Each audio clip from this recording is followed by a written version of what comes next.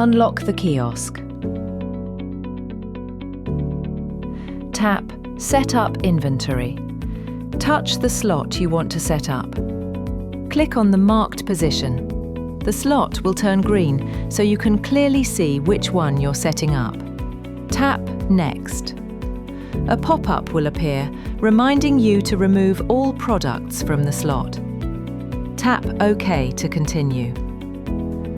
On the product selection page, you can either find your product in the list or use the search option. Select the product you want to set up, then tap Next.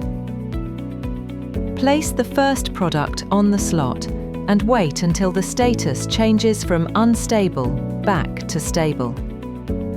Then press Add. Repeat this step for at least 2 more products. The more products you use, the better average weight the system will calculate for that product. When you're done, tap Finish. Your product is now successfully assigned and ready for use.